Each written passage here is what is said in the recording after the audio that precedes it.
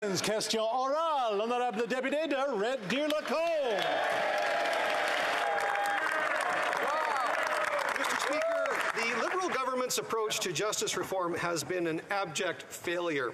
They prioritize the wants of offenders over the needs of victims. There has been a consistent increase in the amount and severity of crime since they took office, especially in Liberal ridings. C5 continues to gut our justice system by removing minimum penalties for criminals who commit serious gun crimes. When will the Prime Minister finally admit his plan isn't working, change course, and stand up for victims instead of criminals? Hear, hear, hear. The Honourable Parliamentary Secretary to the Minister of Justice. Mr. Speaker, our government is committed to a criminal justice reform. It's a promise we made to Canadians, and we intend to keep it. This is about criminal justice policy that actually keeps our communities safe. A justice system that targets unfairly Indigenous peoples, Black and marginalized communities is not effective, does not keep us safe, and must be changed, Mr. Speaker. The Honourable Member for Red Deer Lacombe. It's mind-boggling that this Prime Minister thinks that gangsters who use guns on our streets don't deserve jail time. Conservatives know for a fact that law-abiding firearms owners are amongst the least likely people to commit an offence with a firearm. The original long gun registry was a billion-dollar boondoggle that did nothing to enhance public safety. This new Liberal backdoor registry won't either.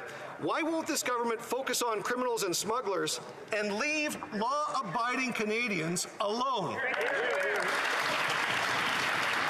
The Honourable Minister of Public Safety.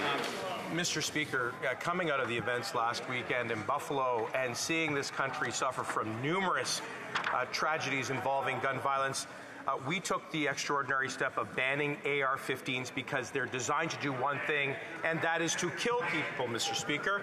We've banned those assault rifles, and now we're committed to buying them back.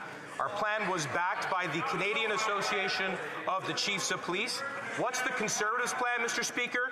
To make those AR-15s legal again. Shocking, Mr. Speaker. On this side, we'll continue to make sure that we take the steps that are necessary to keep Canadians safe. The Honourable Member for Red Deer Lacombe.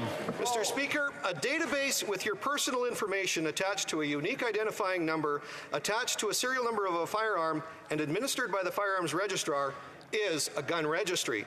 We know the Prime Minister doesn't think much about Canadians who support legal firearms ownership, but we aren't fools. What is foolish is gutting penalties for criminals who steal firearms, possess stolen firearms, traffic in firearms, or smuggle firearms.